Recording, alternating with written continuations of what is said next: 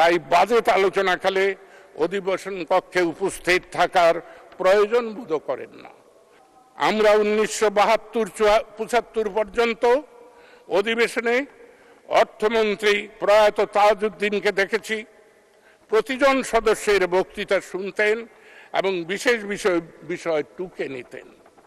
তার সমাপনী বক্তৃতায় গুরুত্বপূর্ণ বিষয়ে ব্যাখ্যা সমাধান দিতেন। সামরিক জান্তার রাষ্ট্র দখল পরবর্তী সময় এবং সামরিক ফরমান মূলে যে সংসদ গঠন হয় সেই সংসদে মাননীয় অর্থমন্ত্রী আর মাননীয় সংসদ সদস্যের মতামত শোনার প্রয়োজন বোধ করেন না। তাই বাজেট আলোচনাকালে অধিবেশন কক্ষে উপস্থিত থাকার প্রয়োজন বোধ করেন না।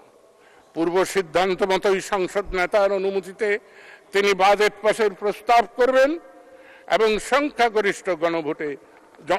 সংখ্যাগরিষ্ঠ কণ্ঠ ভোটে পাশ হবে। এবারও ব্যতিক্রম হবার কোনো সম্ভাবনা বা সুযোগ নেই। তাই মাননীয় অর্থমন্ত্রী অধিবেশনে উপস্থিত নেই। তিনি জানেন, আপনিও জানেন 30শে জুন কি হবে। সংসদ সদস্যরা তাই বাজেট নিয়ে কথা না বলে অন্য প্রসঙ্গে কথা বলায় ব্যত্যয় দেখি না। রাজনীতি আজ শক্তি কবলিত। অর্থশক্তি পেশি শক্তির যোগফল রাজনৈতিক শক্তি। Money power plus muscle power equal to political power. অর্থ ও পেশি শক্তি ব্যবসায়ী শিল্পপতিদের করায়ত্ত। স্বাভাবিকভাবেই জাতীয় সংসদের আসনগুলো আলোকিত করে ব্যবসায়ী ও শিল্পপতিরাই বিপুল শক্তিতে বিরাজমান। এ নিয়ে হতাশ বা ক্ষোভ প্রকাশের কোনো কার্যকারণ দেখি না।